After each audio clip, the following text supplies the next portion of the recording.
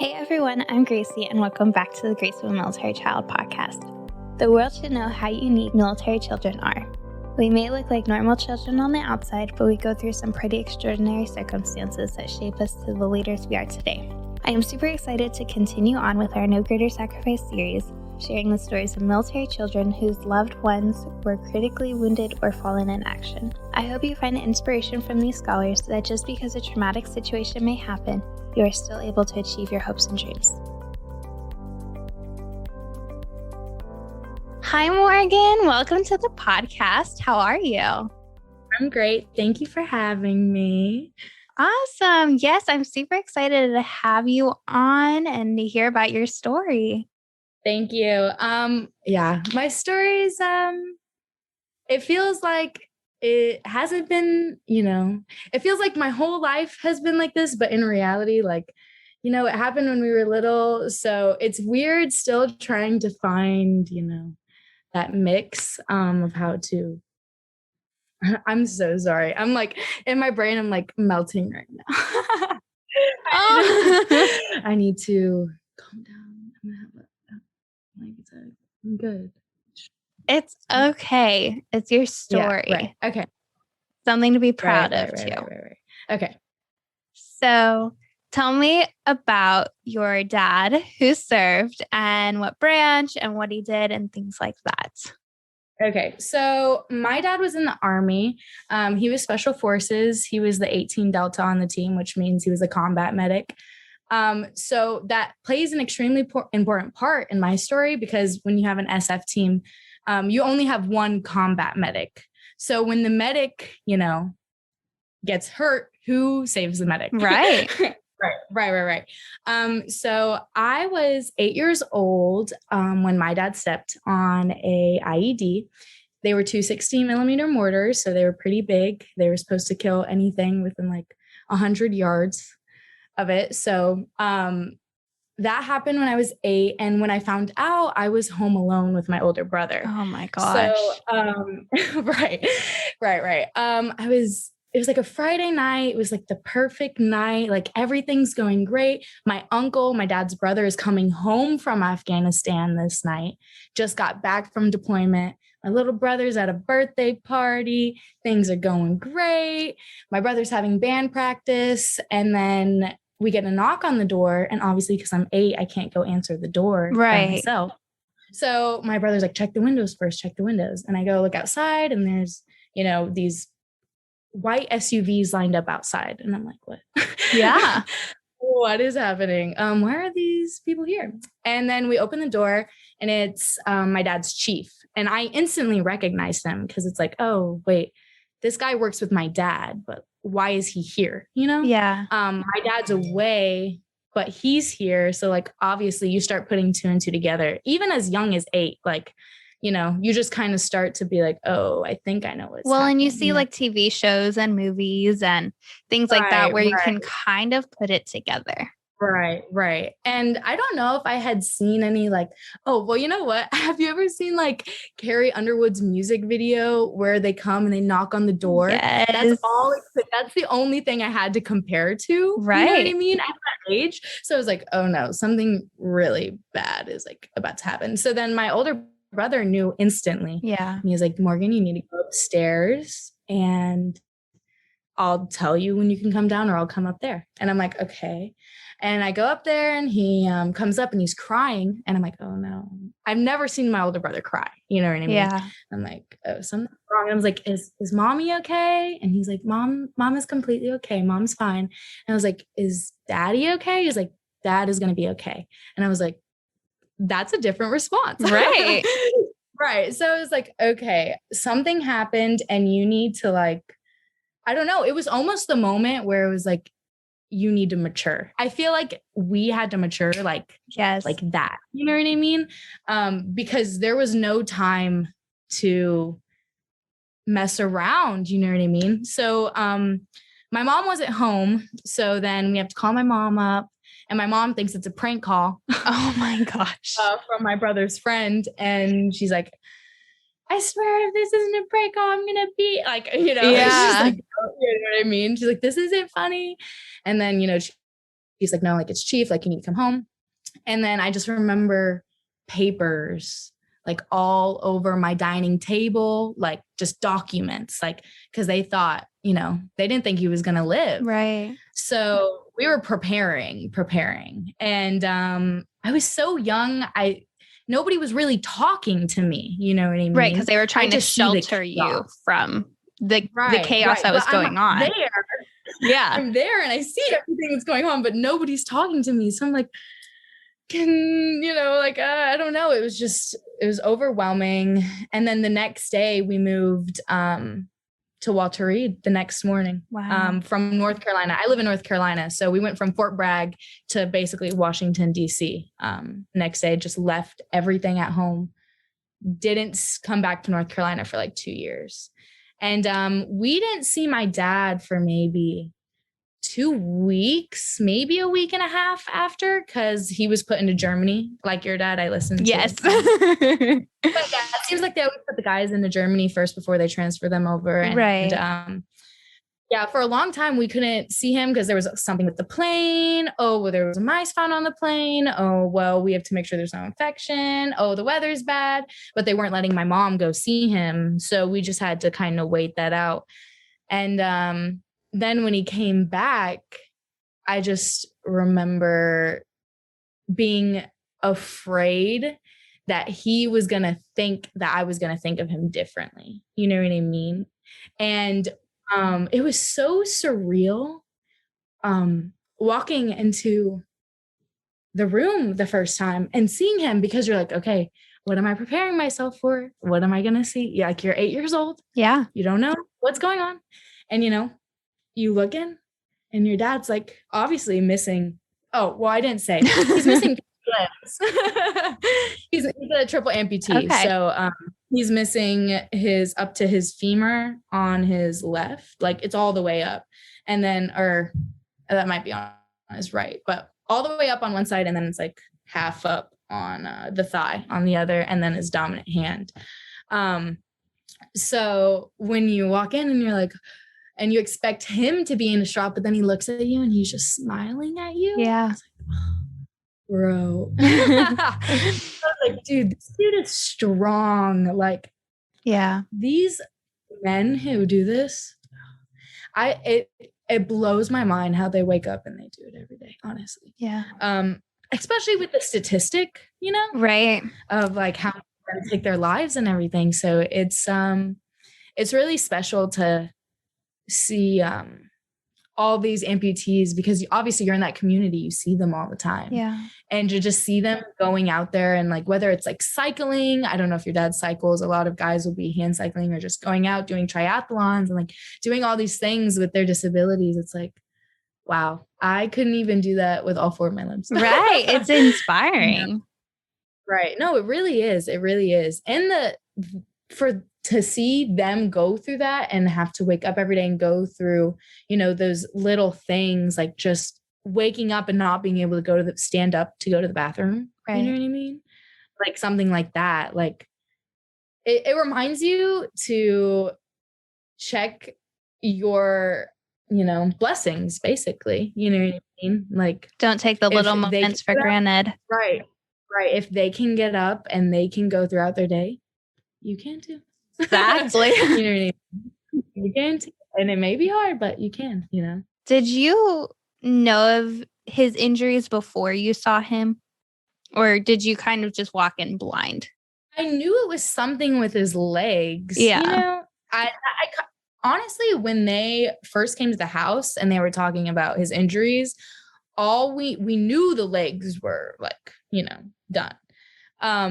But that's all I didn't know about his hand, I don't think. Yeah. I don't think I knew about it. So yeah, I mean, but it was weird because even from the first time I saw him, because he's my dad, it became like normal. Yeah. Instantly. It's like a new normal for sure. As soon as you walk in to that room, you're like, okay, this is reality. This is what I'm facing now. This is what, it's probably going to be a struggle on down the road, but this is what we have to go through now. Right. Like we don't have time to sit here and contemplate like, your brain, you're just trying to catch up and like make sure that everything is okay. And your brain's trying to protect you. So it's like immediately like, okay, let's go. This is normal. And we're just going to move on, but for a lot of other people, who don't understand the situation and other kids and other families, it's not so, easy for them to look or easy for them to see. And that was a part that really bothered me when I was younger, especially the first year, just going out in public and having people stare like he was, not normal. Right. Oh my gosh. Right. It was just like, there was a lot of kids, even throughout like elementary and middle school, would just like make comments, you know what I mean? Like, dude, there's some stuff like I could not believe that kids would say or do those things, Yeah. But it's like, wow, you would really hope that parents would teach their kids, ahead of time, like, hey, by the way, if you ever run into, there are people out there who may not look like you. Right. Because that is honestly, I know my dad struggles with it too. And I don't know if your dad struggles with like people staring and things like that, but I know it takes a toll on their mental health, even though they're like these, soldiers who have this like alpha, I can take care of myself. Nothing bothers me. Right. You know what I mean? Things like that really do, whether we think they do or not, they can get to them, Yeah. And it's hard, especially like a lot of kids, like this is where it gets to us, is a lot of kids are so curious that they just want to know, and that the parents aren't conveying to them like what actually happens and what goes on. And, we're walking through the store and some little kid, maybe 5 years old, somewhere around there, goes, look, that guy has a robot leg. And, we think it's the coolest thing ever. Like, and we're like, that kid is so curious. But then the parents are like, shit, like shooing them away, like going to another aisle. And we're like, no, this is something that they're curious about. This is something that, they have like, to. Right. Like, don't make it seem like, oh, no. Like, don't look at him. Right. You know what I mean? Like, although there's like a respectful way to do it. Like, you can't just have your child straight up stare at somebody for, 10 minutes while they're in the grocery store. It's like looking at their injuries the entire time. But don't, if they ask like, oh, like that guy's a robot leg. Like, I'm sure my dad, at least I know my father, has always been happy to talk to like little kids. Exactly. You know what I mean? And they just want to know. That's all they want to do. And, little kids are curious to begin with. So when they see something out of the ordinary, they're like, we want to know what this is. We want to know why, that person doesn't have a leg and I have a leg. And how did he get a robot leg? Like, I want a robot leg, things like that. Right. What does your dad say to kids like questions? Well, does he have like a so we joke a lot in our family. And so I will never forget the one time we were in Costco and this little kid was sitting in the cart, and I think it was a little girl, and she was like, how'd you lose your leg? And my dad looked at her and was like, well, I didn't eat my vegetables, so my mom cut my leg off. My dad has said that same thing. She was terrified. For real, she ran, or no, she wasn't. She was walking, and she ran up to her mom, and she was like, I want to eat vegetables for dinner. I want to eat vegetables for dinner. And we came across that family as we were checking out or something, and the mom looked at us and was like, thank you. But not eating vegetables, not cleaning his room, not doing his homework. My dad has said like shark attack or like alligator fight, like stuff. One time a little kid came up to him and asked him, he's like, how did you lose your leg? And he was like, I asked a guy who lost his legs how he lost his leg. And just mess with him. But then he's like, no, I'm kidding. Yeah. I think sometimes he refers to if he thinks the kid is old enough to understand, he'll just be like, I stepped on a booby trap, because when they're younger like that, you can't necessarily be like, I stepped on a bomb. Right. You know what I mean? Because they're going to be like, I don't understand. Where did you step on a bomb? Like, and then more questions and exactly. Right. And then you don't necessarily want to get into, you know, the war conversation with the child. Right. So it's interesting seeing them like dodge that bullet. Yes. Questions when it comes to kids, but yeah, and kids are just like, they just want to know, and that's again circling back to the parents not telling them. And like, right, it's the simplest thing of sitting down with the child and having a conversation of, you know, there are bad guys and there's good guys out there, and the good guys are, you know, helping to save or to stop the bad guys from this war, and some people get hurt along the way, or you know, some people even die along the way. And so that's, you know, it just takes like 2 seconds to have that conversation. And then when someone sees someone like that, then it might not be as much of a shocker as it can be. Or you could just like look at them and be like, remember when we had that conversation? This is somebody who got hurt. You know what I mean? And then they're like, oh, okay. And that's the same thing we say, because my dad has a service dog. And, you know, he's a little tiny, like 7-pound dog, but like he does a lot. But most of the time, kids just, and even adults, they like stare at the dog, and we're like, move along. Like he's working. Don't pet it. And that's another problem, is they come by and they just start petting him, or they try to like get in his face. And we're like, you can't do that to a service dog. Like, what happened to people teaching their kids, even like a personal bubble of, you know, staying outside of the dog's bubble before, you know what I mean? Right.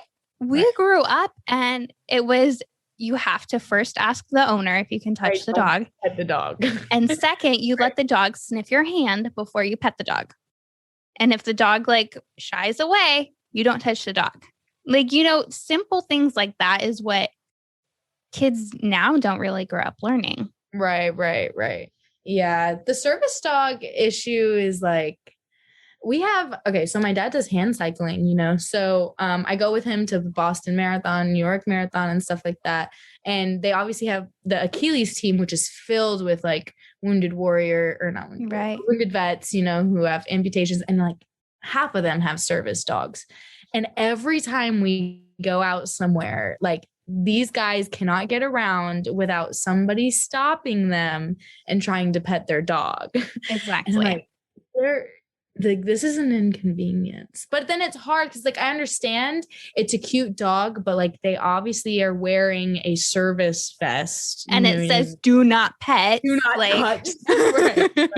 Exactly. And we go to Disney all the time. Like we live in Florida, so we're like 3 hours away, and we go all the time. And, you know, I get it that there's a lot of international people there too. And so it can be a difference in culture, but a lot of people don't even look at it as best. Even in public, when we can't take our dog out as much as we would like to, because he's gotten snapped at before by other dogs, like at farmers markets, like other dogs lunge at him when he's just like minding his own business, doing what he's supposed to be doing.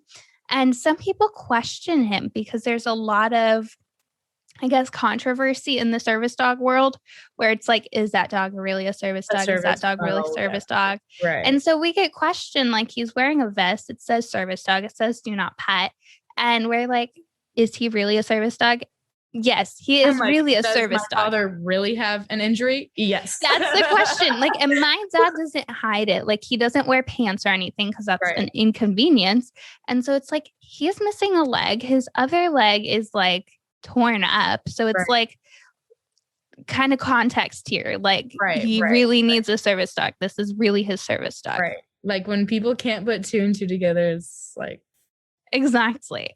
And we like where we live, so many people just bring their dogs into the stores in little like doggy strollers or shopping carts or whatever. And it's like, okay, you didn't question that dog that just walked through, but you're questioning our dog that's actually not in a cart, not in a stroller and walking around. Right. Like doing stuff because he's Exactly. a service dog. Oh Yeah. my gosh. Yeah, Yeah. it's such a weird situation where it's like we shouldn't have to, stand up for, our dog, but we have Right. to. Right. And it's not only like, but there's so many different things that our dads go through where I feel like people, it's little things like that. You know what I mean? Yes. Like I know in the, this is going to sound stupid, but even in like when my dad's hand cycling, you know what I mean? All those guys who don't have limbs, they hand cycle because they can't do the push rim if they don't have another arm. Right. You know what I mean? Because it's just hard. So their only way to get on the bike is to do a hand cycle. And people have even told them, like people who are ahead of like certain organizations for like marathons and stuff, they're like, you're not actually like, this is not, you have gears, so you can't be considered an athlete like the push rims. You know what I mean? Yeah. Or like you're not an actual athlete, Yeah. And it's like, what? Like, I don't understand. There's just a whole bunch of different little things where it's like, if I was my dad, I would be so fed up. I'd be so fed up.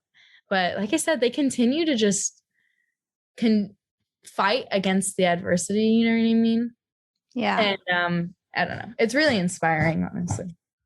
Yeah. There's a lot of, situations that as normal, like, non-military people, they don't have to deal with, like people with no disabilities. They're like, okay, like we can just live our life like everyone else is. And then even as a child, like going into these places, it's like, okay, well, is there a ramp to get into this building? Like Right. if he's in his wheelchair, or are the doorways wide enough? Is the doorway wide enough? Is there an elevator instead of the stairs? Like you look at those little things. Right. Like, can he even get into the bathtub? Like, is right. there, right. Like all these, people don't, it's interesting because when people come with me and my family on like family vacations, or I have friends that come with me, they're always like, I didn't realize how much like you guys actually have to do. You know what I mean? Yeah. Or like all the little things that you guys go around, but it's just kind of normal to us now. So we don't really realize it. But like, even if it's something like me and my mom having to carry the wheelchair out of the back of the van, you know what I mean? When we're not in the accessible car, and it's like little, and like having to, make sure that he doesn't fall out, like coming into the wheelchair, like holding the wheelchair there, even if the locks right. this has happened, you know what I mean? And it's like, yeah, there's a lot of those little things where people are like, I would never know. And it's like, yeah, well, we forget. Yeah, it just becomes that normalcy. Like when we're looking for hotels, we automatically select accessible rooms, like because it's going to be harder because there's less room, or the bathroom's smaller. Like there's so many things that you don't think about that you're going to have to get used to when you're not living with someone with a disability. Right. And then once that situation happens, you're thinking about every single little thing. And I know my mom does it more than me because I don't think about that as much. Right. But it's like you have to take every little thing into consideration. Right.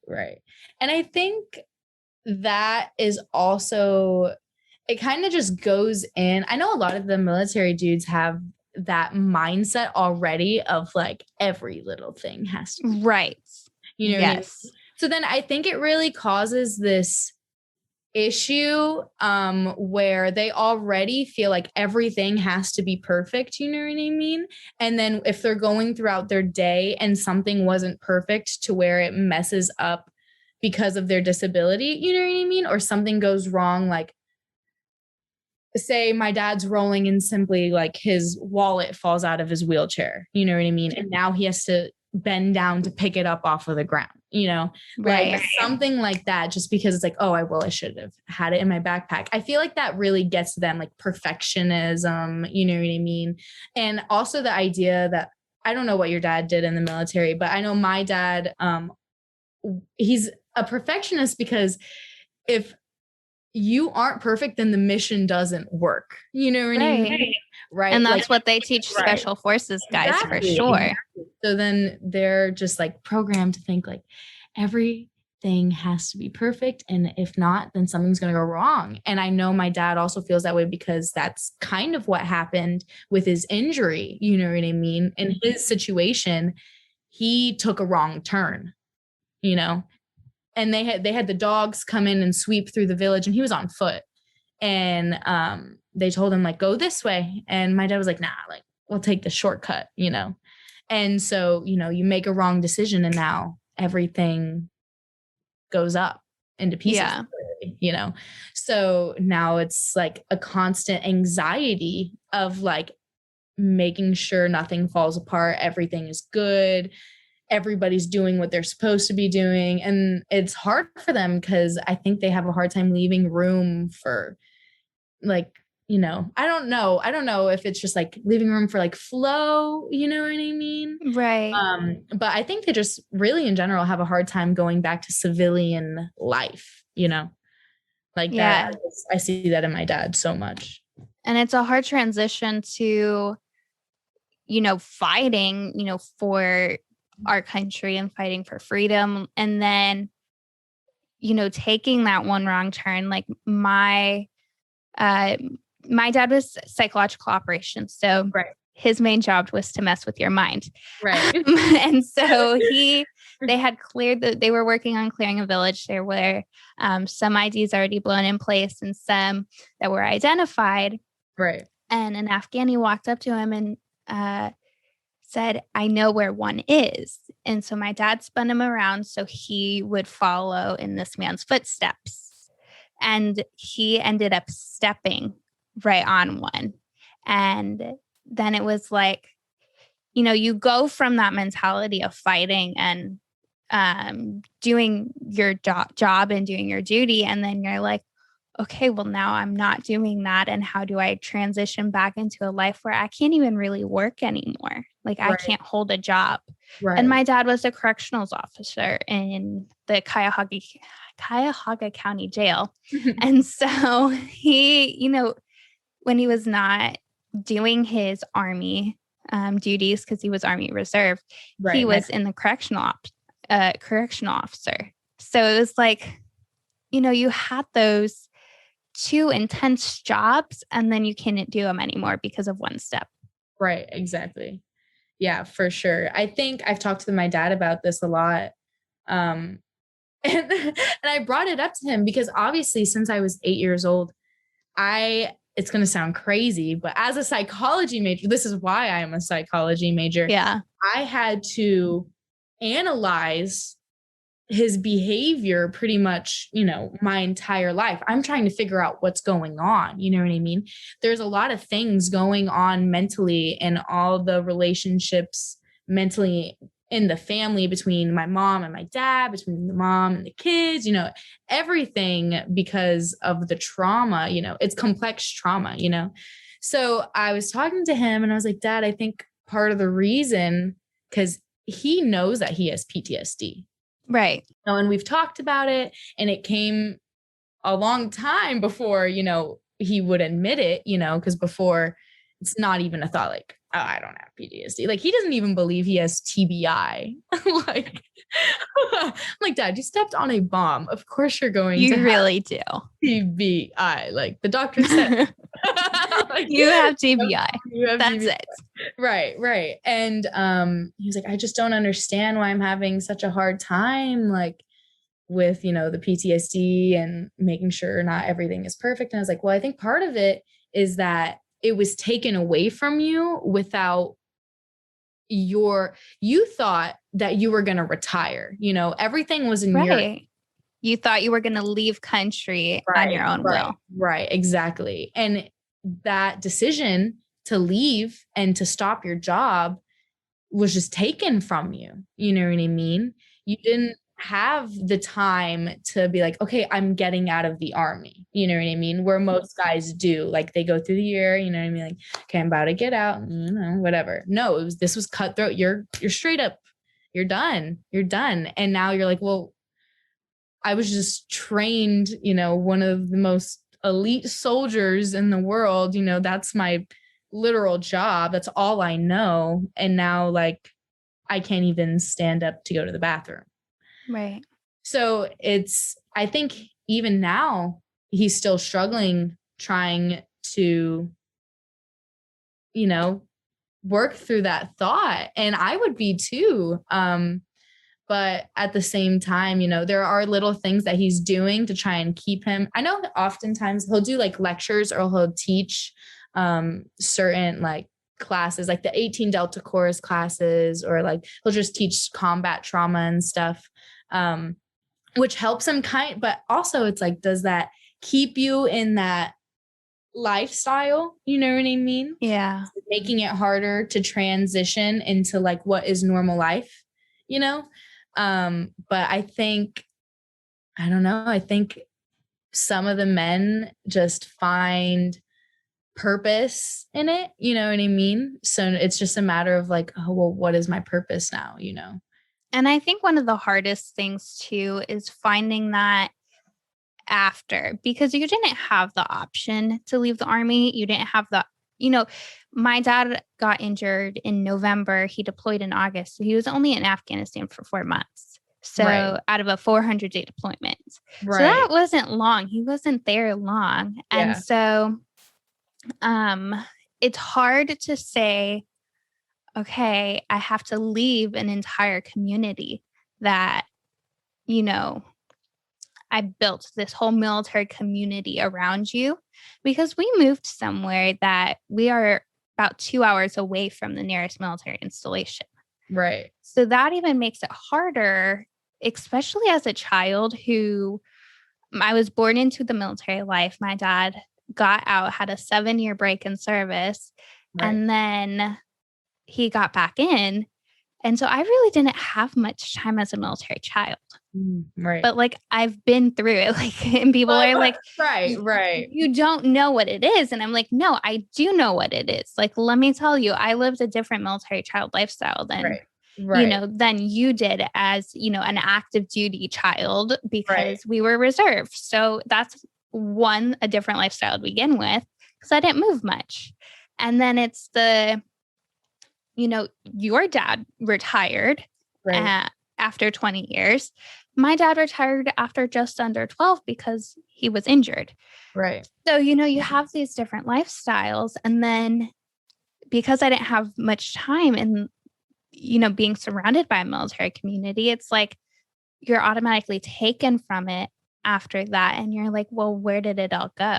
Like, I know it's out there, but you have to really search for it. Right. Yeah, I think, my family moved back to North Carolina after living in Washington, D.C. for like 2 years, because that's pretty much how long we were there doing PT and stuff, trying to get him to walking again. But because his injury is so high up on one leg, walking on a prosthetic, because they basically made a bucket for his hip, you know what I mean? And it's just, that when you're walking with the leg, you kind of have to swing your hip, in order to get that leg over. And if you don't have that femur, you have to swing your whole leg around. Entire like body. And it's just a lot. So we were there for 2 years. And then my dad was finally just like, I can't do this. Like, I'd rather just be in a wheelchair because this is too painful. And it's kind of upsetting when a lot of people ask me like, well, why doesn't your dad like walk in prosthetics? You know what I mean? Yeah. Like, why does he has like prosthetics? Why doesn't he use them? It's like, you don't understand that. Yes, that there are prosthetics, but do you know that the prosthetics don't just work on their own? You know what I mean? Like, you have to put a lot of physical effort into that, and it hurts, especially when you have shrapnel and nerve pain and everything like that. So there's that. I forgot where I was getting to with this. We were talking about, and we got back home after 2 years of him trying to, learn how to walk. And then he was like, no, I'm not doing this. And then we moved near Fort Bragg, which is, the biggest military base on the East Coast. Exactly. And every single one of my friends is a military child, more specifically Army children, you know? Right. So it's like really, really interesting being able to talk to everybody and be able to pick out the clear cut, like, oh, wow, like, yeah, we all experienced a certain trauma as a kid, but everybody has their own, you know, military kind of trauma. Not every military child's life is going to be the same. Just like, even though you have also an amputee father, like our stories are still different, you know? Exactly. And like we went to Texas, you guys went to Walter Reed. Right. Like, you know, there's so many different things that cross where it's different. Like you were 8, I was 9. So we were similar age. So like we kind of have that similar thing there of, you know, living for the past 10 or 11 years with the injury. And yeah, it's just, it can be so similar, but so different at the same time between any military child. Right. And that's why I think it's so important that, I don't know, I feel like when they try and attack military children's like mental health, and when they try and come up to and try and figure out how to fix it, they all look at it like it's like one big same thing. You know what I mean? And I feel like it's so important that we like, when I was younger, when my dad was in the military, it was never really an idea to be like being seen. I feel like as a psych major that therapy is something that like everybody should do. You know what I mean? I don't think that therapy is just something for like people who deal with mental illness. Of course, people who deal with mental illness will benefit from therapy, but like everybody undergoes trauma. You know what I mean? Right. So you don't necessarily have to experience maybe something as extreme as we did in order to experience like this military child trauma, you know?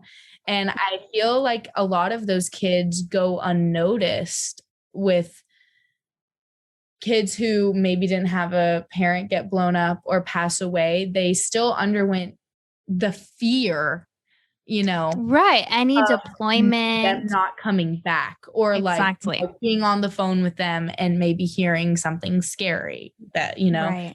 like different things like that. And I don't know, it makes me sad because I wish, in all ways, all the time, I'm wishing like, I just wish mental health advocacy and like the betterment of people's brains and the mental health of everybody was just uplifted more often, you know, because I feel like it would make such a difference. And the thing too is to understand a military child, to understand a military spouse, to understand a service member, you have to live the life. Exactly. And civilians from the outside most of the time come in and they're like, oh, we understand you. We understand you. We understand you. We understand what you go through. And it's like, no, you don't.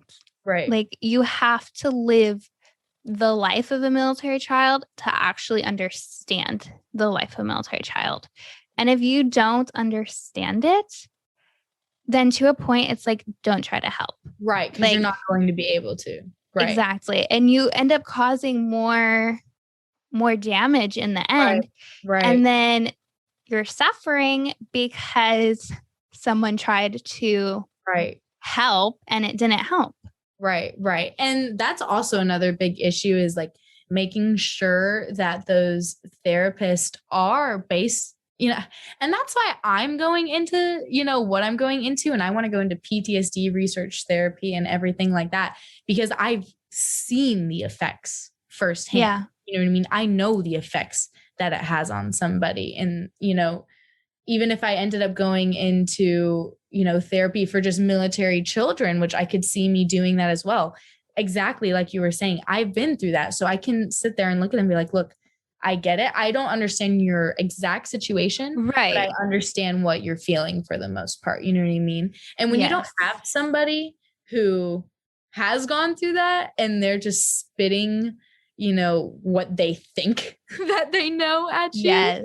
Yeah, no, it can really be damaging. So yeah, that's a big issue, is making sure that the professionals in that field have like undergone that experience. I think it's very weird when like there are military therapists who have nothing to deal with I've never experienced, being in that situation, It's like, how Right. And some people really try to help. Like they really try to understand the situation and what you're going through. And they know and they recognize that they'll never understand. right. And sometimes those can be really good people to have. Right.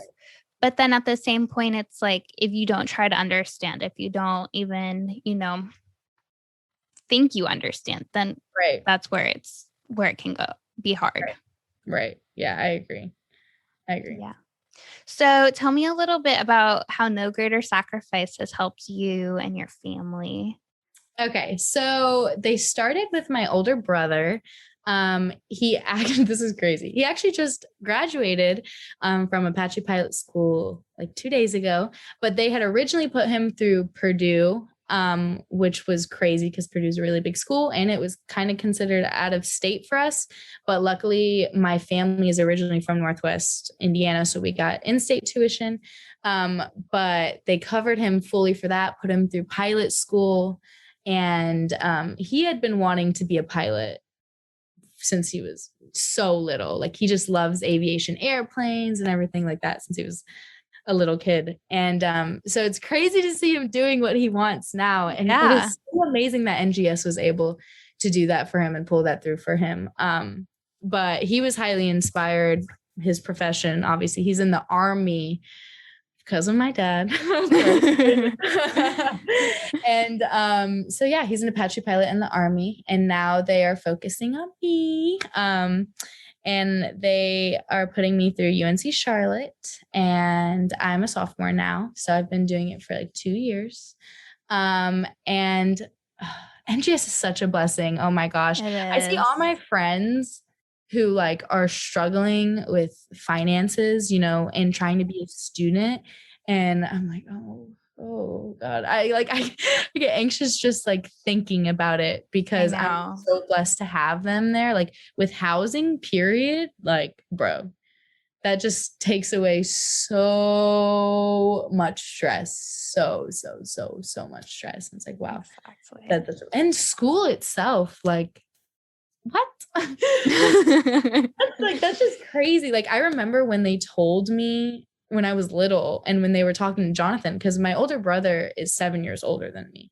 So there was like a big gap before NGS went from him and then finally, came over to me. I remember when they found him, they were like, in 7 years, like not in 7 years, but 7 years after him, you'll be doing the same thing. Exactly. Like, get to college. And I was like, what? Like that was never a thought in my head, like little me being told, like, you don't have to worry about anything. And I was like, wow. It was just amazing. Even through middle school and like high school, when everybody's like, freaking out, and I'm like, thank God. What a blessing. Yeah. What a blessing. But yeah. And then they're about to do, my younger brother as well. So like to have the whole family covered like that. It's incredible. I love Rebecca. Oh my gosh. I do too. She's so awesome. No, she's amazing. And she's always checking up on me. And she gets it. She's really one of those. She is. That gets it. Obviously. And if she doesn't, she will do everything she can to get it. Right. Yeah, for sure. Yes, we love Rebecca. We love, all of No Greater Sacrifice. Like, and I filled out tons of scholarship applications before I even knew I was going to get No Greater Sacrifice. And it's like, they're like, we don't even care if you reapply for any of those scholarships. Like, we've got you. And I'm like, right. Thank you. Like, it's so much easier to just know that anything like uncovered or something, they're like, we are here for you. We got you covered. Right. I was kind of freaking out because I want to transfer to Colorado Boulder because they have a better psych program there and they have just a better PhD program there. And I was like, I don't know because my parents always tell me like, well, it's not in state. And I'm like, right. I'm like, you know what I mean? And in-state versus out-of-state is insane. Right. And then I have a conversation with Rebecca and Rebecca's just like, girl, don't even worry. I don't want you to even worry about like, if that is the school that you want to go to, like we want to get you to that school. You know what I mean? And I was like, wow, yeah, you guys really, really, really care for us. And yeah, it blows my mind every time I have a conversation with her. Yeah. But yeah. Yes. So my last question is always the same thing, and it's what piece of advice would you give to another military child? It's like the hardest question I will ever That is a ask. hard question. Um,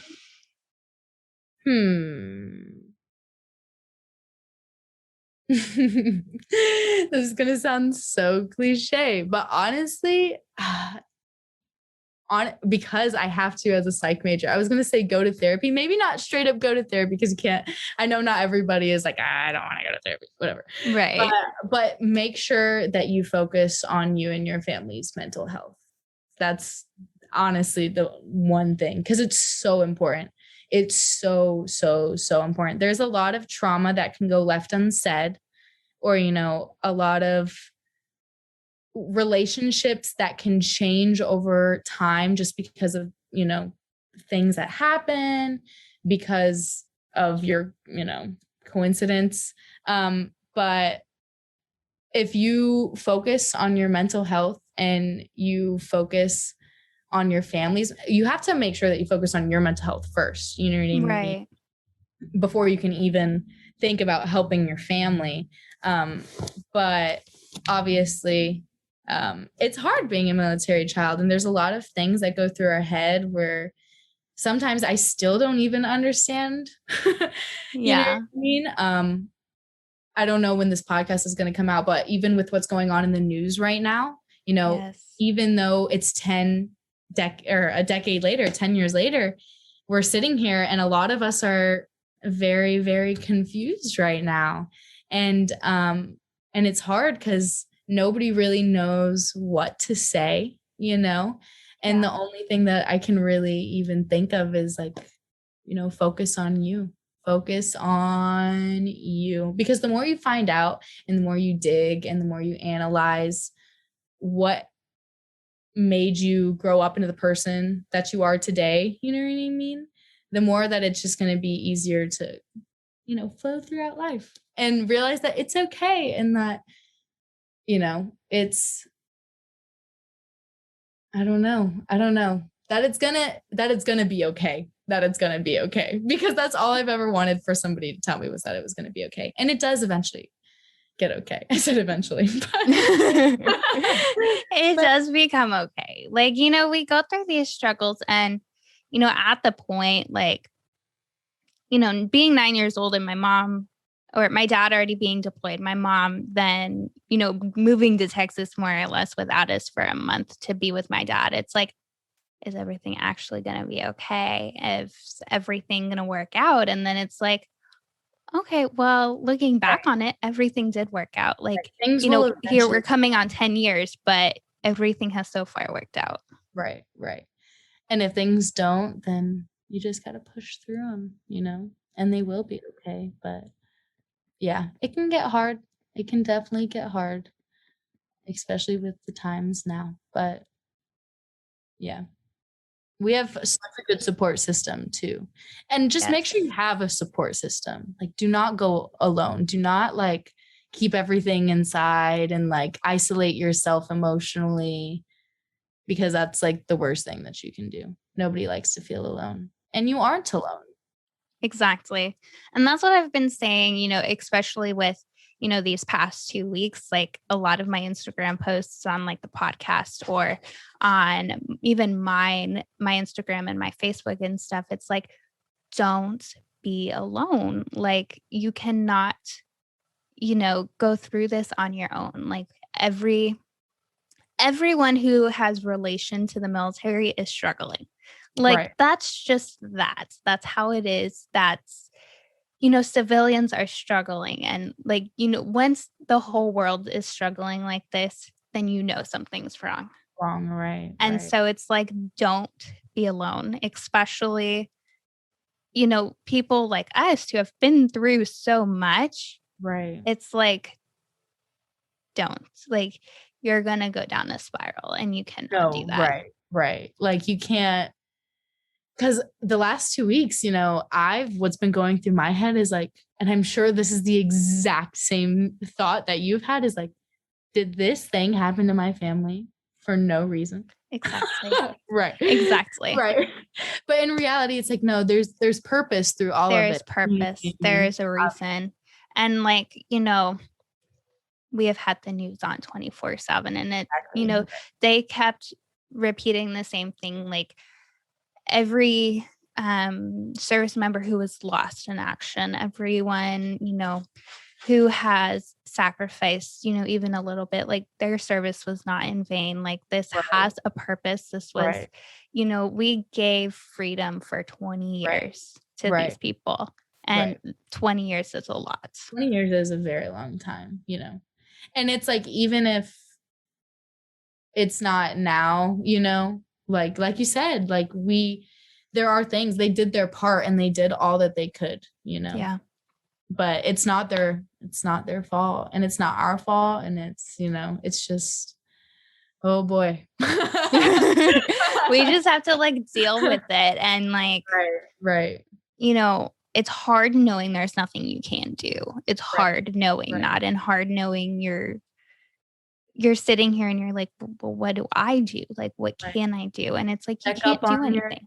Well, you could check up on your service members, and just like be there for them. I had to, I'm away from my dad right now. Are you away from your, No, I live at home. You live at home. Okay. Yeah. So I'm like 2 hours from, I'm not that far, but all I could think of like was my dad, throughout the last week. I'm like, dude, I can't imagine what he's feeling. It's like, I have to send him a text. When I did, he was like, I felt so much better when you like, just reach out to me. You know what I mean? They just want somebody to be there for them. Just like anybody wants somebody to be there for themselves, And I think it's the same way with, of course the veterans are, suffering the most, but then it's like, you got to trickle down the line. Like I've been sending messages to my friends, being like, how are you? Like, are you okay? Like, and, checking up on everyone, like making sure everyone's okay, because, this isn't something to struggle out alone. And this is something that we're all suffering with. And, you can't do that alone. No, because it's too big. It is on your own. Yes. But support systems. Exactly. Always have that support system, and support others as well. Yeah. As much as you can always. Yes. Well, thank you for coming on and sharing your story and being here during, this tough and trying time that we're all going through. And, we appreciate you guys and your family. And thank you for, sharing your experience with No Greater Sacrifice and all of that too. Yeah, thank you for having me. Sorry if I talked in circles. I get this when I'm like on stuff like this. I'm like, yeah, I totally butchered this, but it's okay. It's okay. Listen, there's always, sometimes you have to like say things a couple times to get your story out there or do whatever. So yeah, it's just anxiousness, but it's all good. It's all good. But thank you so much for having me and having me on here and talk. Thank you. Thank you all for listening to this week's episode of Grace of a Military Child podcast. If you enjoyed listening, don't forget to follow, like, share, subscribe, review, and comment. You can also follow us at Grace of a Military Child podcast on Facebook, YouTube, and Instagram for more podcast-related content. If you or someone you know is a military child who would like to be featured on the podcast, please send us a message to one of our social media platforms or send us an email to grace.of.a.military.child@gmail.com. For more information on No Greater Sacrifice, you can go to nogreatersacrifice.org or send an email to info@nogreatersacrifice.org. Thank you, and join us back next week for another inspiring story.